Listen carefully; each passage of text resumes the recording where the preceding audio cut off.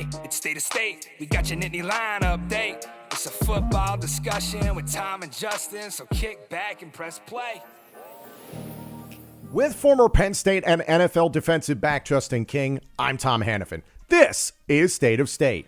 Please like, comment, subscribe, rate us, and turn on notifications. Follow us on social media at State of State Pod. Comment on our YouTube channel. And if you haven't done so already, you can become a member of our YouTube channel. For just 99 cents a month, you can get all upcoming episodes of State of State, plus our entire members-only playlist, ad-free, commercial-free. Hit the join button on our homepage or follow the link in the description of this podcast. State of State is presented by BetOnline. BetOnline continues to be the world's most trusted betting platform and your number one source for online betting. Whether you're a seasoned fan or a first-time bettor, BetOnline is your ultimate game day companion. With the largest selection of odds on everything from the NBA to college basketball to the NHL and UFC, BetOnline continues to be your number one sports betting source. From every three-pointer to hat tricks, BetOnline has you covered with odds, stats, and more for every game, every play, and every win. State of State is presented by BetOnline. The game starts here. State of State is a proud supporter of Blue White Outfitters. Blue White Outfitters was created as a retail shop meant to highlight the confidence, competitiveness, and fearlessness of the elite athletes found throughout the history of Penn State University. Check out their Lockdown U and Lawn Boys merchandise today. All sales from Blue White Outfitters directly benefit Penn State student athletes. Also, official State of State merchandise is available now. Support the show and grab State of State t-shirts, hoodies, hats, and more. Visit www.bluewhiteoutfitters.com today. Hi, everyone, and welcome to State of State. Earlier on this week, Penn State Athletic Director Pat Kraft held a press conference. First time we've gotten a chance to hear from Pat Kraft in a formal setting in quite some time. Pat talked about literally every sport, it felt like, that Penn State has got out there right now, and Penn State athletics is doing extremely well across the board. Shout out to Penn State wrestling. Shout out to Penn State women's volleyball. Love to see the basketball team doing better, but that sounds like that's a long-term project. But, of course, our focus is on Penn State football, and Pat Kraft spoke a lot about it. First off, Justin, the one thing I took away from this press conference is you continue to now hear from multiple people. We've talked about it before, new defensive coordinator Jim Knowles, and now Pat Kraft openly talking about, quote, I want to win a national championship. In football was the inference there, paraphrasing a bit. He wants to win national championships across the board. And especially, I continue to hear Pat Kraft wanting to do things the right way. He's talked about, putting kids on contracts at some point. And his exact quote was, what am I going to do? Go sue a kid for leaving? Like, his heart is in the right place. He's ultra competitive. And I don't know what your experience has been with athletic directors, but I can't imagine there are too many athletic directors quite like Pat Kraft who have that energy, that enthusiasm, that competitive drive, and then also are just a perfect fit for the university they're working at. What's your experience been in that category? And then what do you think of what Pat has been doing lately? I mean, I think he's been doing a great job. He's obviously passionate about athletics in general, right? But as a former athlete, being in administration, I think is critical to have some emotional skin in the game, right? Especially not losing track of what the whole business is built around, which is the student athlete. And so just being passionate about that and wanting to achieve excellence, across the board. And the ultimate goal is to win. So, making that very clear raises the standards and expectations of everybody in the athletic department. So I think, that's a great message. And that's what I've seen from him, whether it's just like being on the sidelines on a week to week basis on every sport, you know what I mean? And, showing the same type of enthusiasm for the coaches and backing them from that standpoint and daring them to be great, right? I think that's another lost point sometimes with the athletic director is like giving your coaches some room to be special, right? And in order to do that, you have to kind of have your hands off with ultimate support. And I think he's found that nice balance. It felt like a message of what do you need from Pat Kraft to his coaches and to the athletes, which I love. I love talking with you about the business side of this, and that was a lot of what Pat Kraft talked about earlier on this week. He was asked about how Penn State football is doing in comparison to the rest of the country when it comes to NIL. Pat said this, and I'm paraphrasing a bit, but he said, quote, "How about we change the narrative when it comes to NIL? It's marketing now with the new rev share and the $20.5 million, which increases 4% every year after that. With the traditional NIL piece, we're where we need to be. With the new system, you're going to have to show fair market value. This is where the power of Penn State is a huge asset. Fair market value for the starting quarterback at Penn State is pretty good.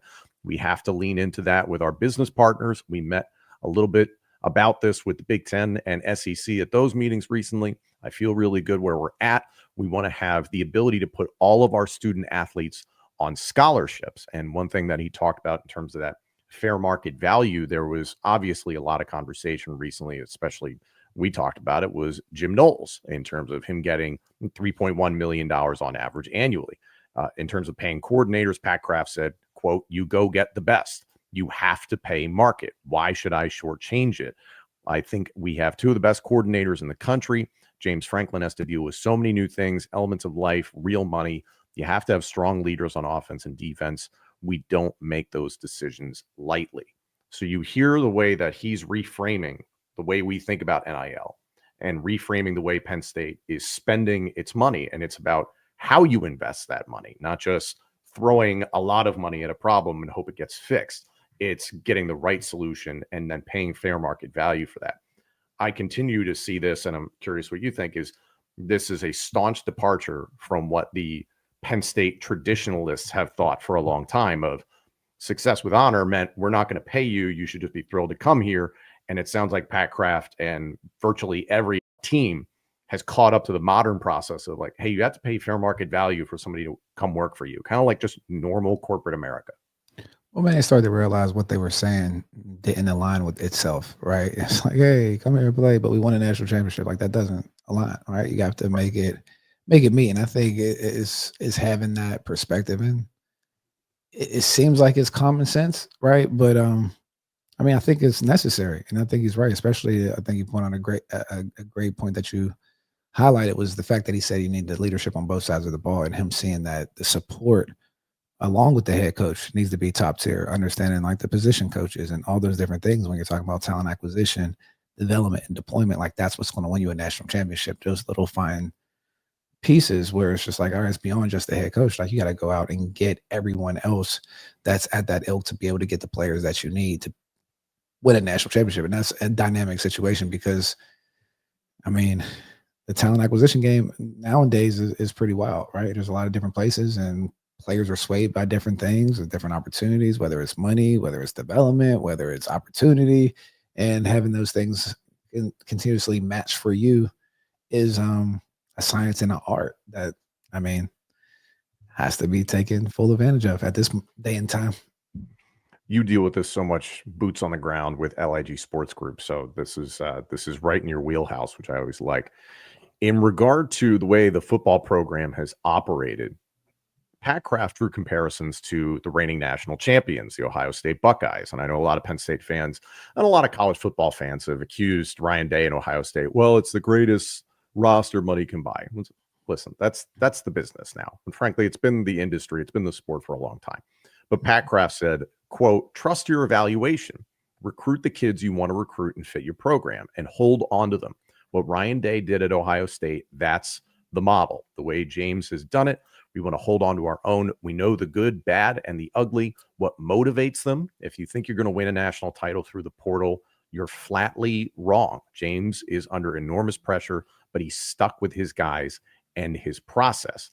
And you continue to hear about the way James, I love the way he put it after the Orange Bowl, in that he wants this to not just be a transactional partnership or relationship with players, but he wants it to be transformational. And I think that's a perfect way to put it. And showing that you can have both. And it does, not to point the finger at other programs who are trying to build themselves through the transfer portal. And people can look at Ohio State and be like, well, they're starting quarterback and their number one safety and a couple of pieces did come through the portal. Yeah, the right pieces came through the portal, but just virtually the rest of that nucleus was developed, recruited, and brought to Ohio State, built within the program.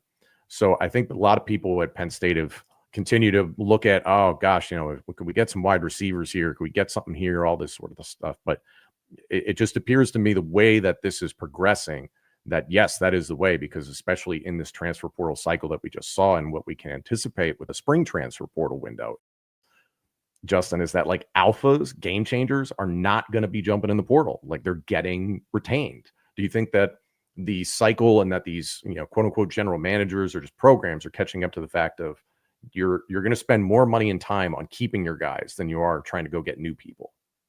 Well, yeah, you have to be able to evaluate and identify the guys that are program changers, or let's say contribute to win shares for you, right? That you have to keep in the program, and that's where the art of talent retention comes in. Whether it's making sure you're making the right deal before that talent blossoms to full market value, where you have to spend too much money.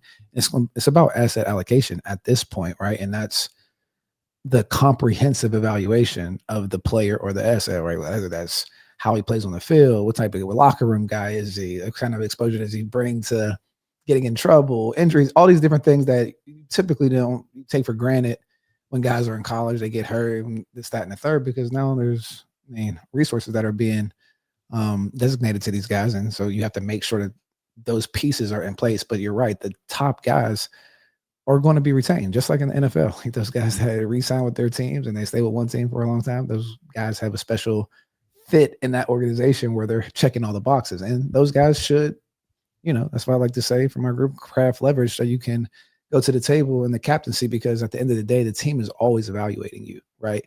And very rarely are there guys that, let's say, that they get away that is extremely valuable to the team. If they let them get away, it's typically they know something, right? Yeah, like there's something deeply personal, some sort of risk, something.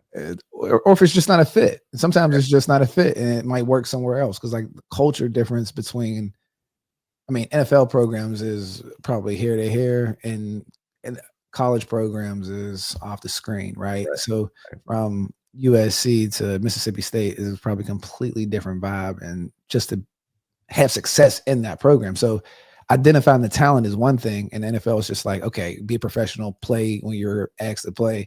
You're still dealing with the athlete development process and them performing like a 19, 20-year-old and acclimating to certain things in life. So it's a very interesting, nuanced evaluation, I think, has to continue to develop in general to be able to make the right decisions. And because, again, the financial flexibility is a little bit different, where, hey, if you spend money on a guy and he's a bum, hey, what happened here? Like, why did we bring this guy in? Because people don't realize what tends to happen a little bit in college football is like the salesman mentality, where it's like about landing a prospect instead of landing the right prospect. Because you're seeing a lot of people, you're trying to get people to be interested. It's like the dating market to an extent. And then when you finally get someone, it's like, is it the right person? So you have to really have those high standards, like the crazy stuff that you see on YouTube, to make sure that you get, the mate that you want. But that's what's going to win a national championship. And with that also comes with dollar bills, y'all. So making sure that you have it to spend on the right guys.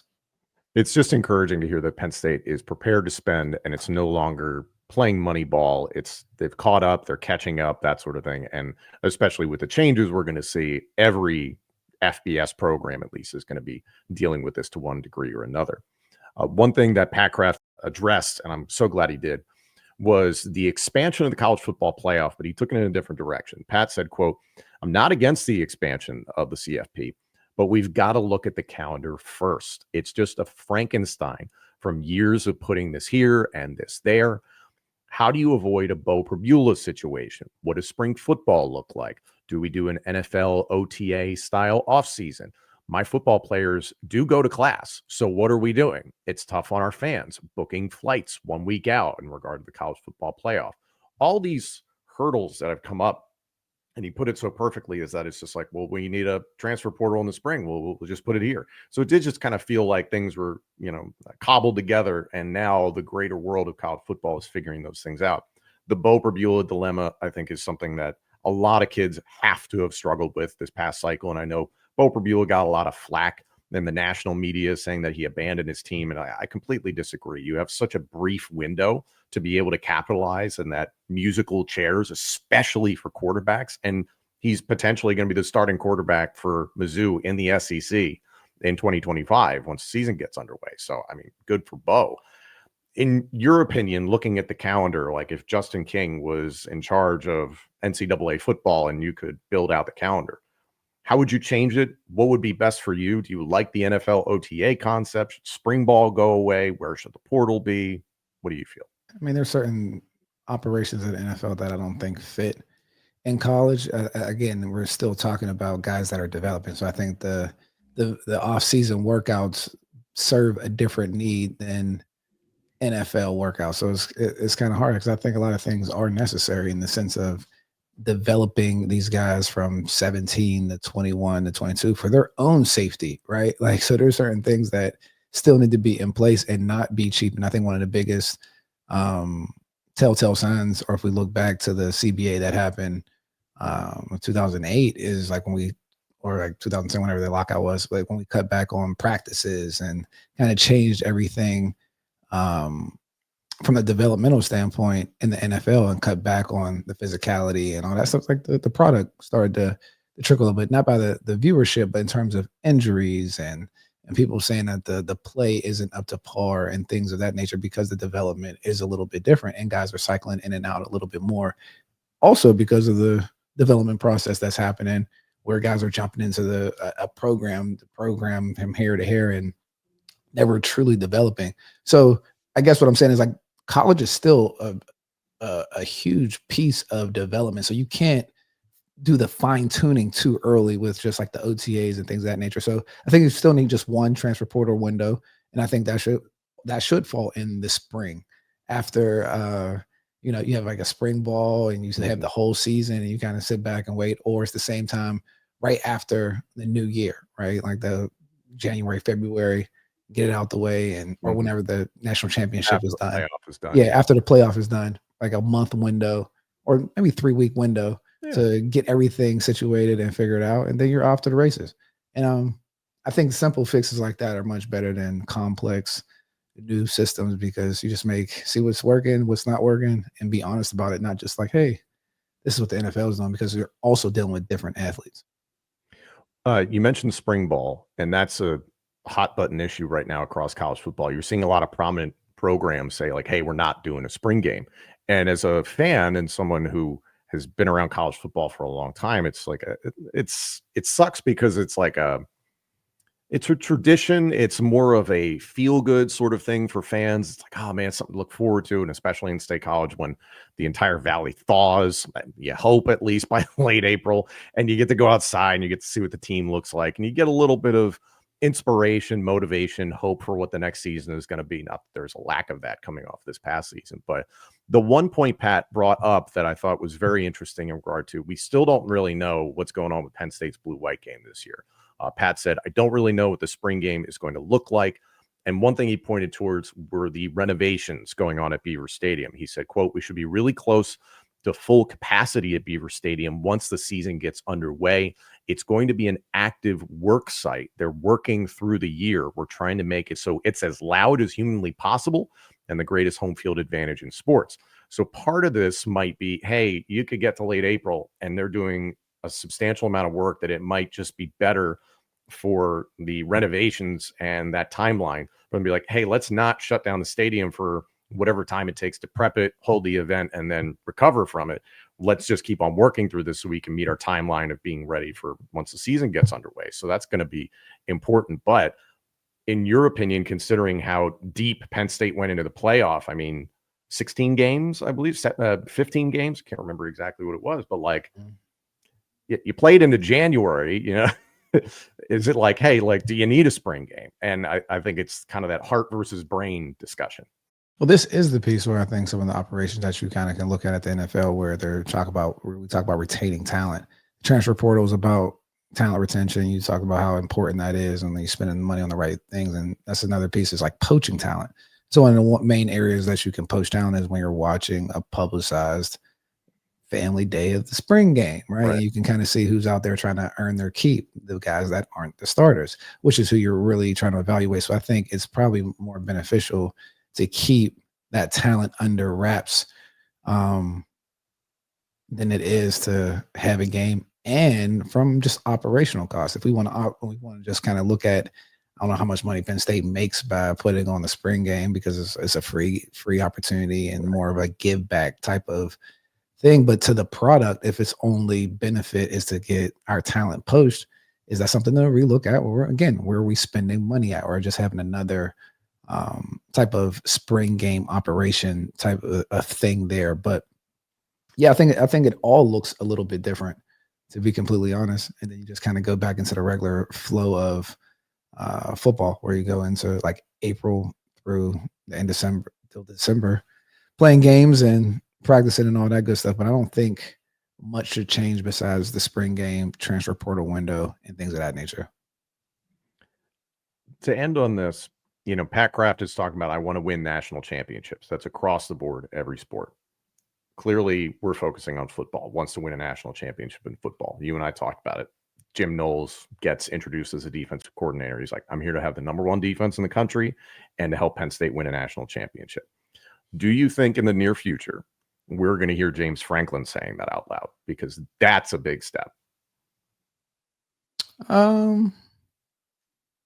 Maybe it rubs off, but I don't. That's hard. I don't know. I don't see it. Like, I totally respect win the next game. Completely respect that. I mean, as the leader, he's supposed to keep everybody, on the task at hand and not getting to out there and saying things of that nature. As a D coordinator, you have the ability to do that, right? So, I mean, I think they're both right in their approach. It's just being authentic to who you are. If he's been preaching our philosophy for the past 10 years at Penn State that's produced X amount of 10+ win seasons is 1-0, 1-0, 1-0. It's kind of hard to change that. You know what I mean? You got to kind of keep it and tweak it. Keep the main thing. And tweak what you need to tweak. Exactly. Speaking of national championships, later on this week, we're going to dive into the recent comments by new running backs coach Stan Drayton, who is a former national champion. What does he bring to Penn State's running back room, his skill set, what he's going to have to work with, and how he felt about his initial comments? That is later on this week here on State of State. Thank you all so much for joining us. This episode and our entire library of shows is available now on YouTube, Apple Podcasts, Spotify, and wherever else you get your podcasts. Please like, comment, subscribe, rate us, and turn on notifications. Follow us on social media at State of State Pod. Comment on our YouTube channel. And if you haven't done so already, you can become a member of our YouTube channel for just 99 cents a month. You can get all upcoming episodes of State of State, plus our entire members-only playlist, ad-free, commercial-free. Hit the join button on our homepage or follow the link in the description of this podcast. State of State is presented by Bet Online and by Blue White Outfitters.